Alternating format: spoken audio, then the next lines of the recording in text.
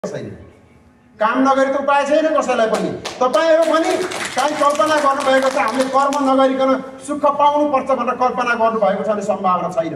कर्म त गर्नै पर्छ, सबैले गर्नुपर्छ, इमानदारीका साथ कर्म गर्नुपर्छ। यो कुरामा तपाई हामी सबै प्रतिबद्ध रहनुपर्छ।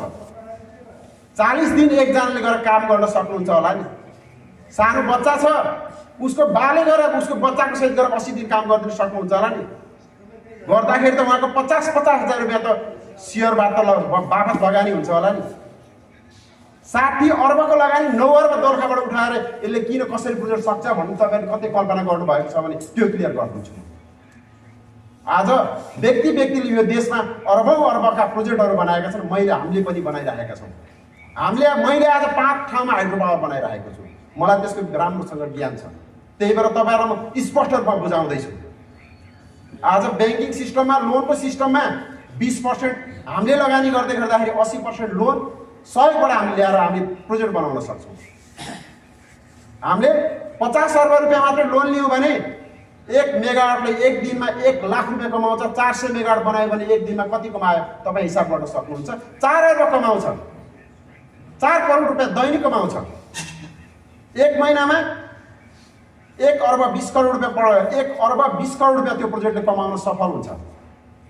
एक वर्षमा हाम्रो कति कमाइ भयो त्यसले अब तपाई निकाल्न सक्नुहुन्छ। त्यसले हामी 5 वर्षमा ऋण र त्यसको ब्याज सहित टोटली तिर्न सक्छौं। त्यो प्रोजेक्टबाट हिसाब क्याल्कुलेसन गर्न सक्नुहुन्छ। एक हिसाब भनेको छु। मैले हिसाबमा भाषण गर्छु भनेको थिएँ, त्यसकारणले हिसाब गरेर भनेको छु मैले।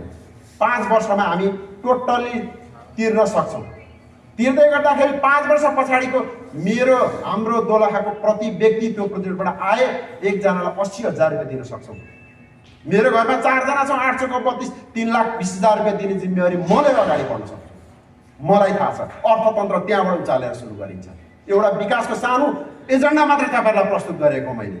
सम्भावना छैन किन छैन? हाम्रै स्रोत छ, लगानी त्यही जिल्लामा छ। विश्वसनीयता त दिनु पर्ला नि त हामीले। आजसम्म कसैले कसैलाई विश्वसनीयता दिन नसके बापत कसैले कसैको भर नपरेको होइन। म दिन्छु अब विश्वास। तपाईहरुलाई म भरोसा दिन्छु। दिएका आशहरू पूरा गर्नेछु।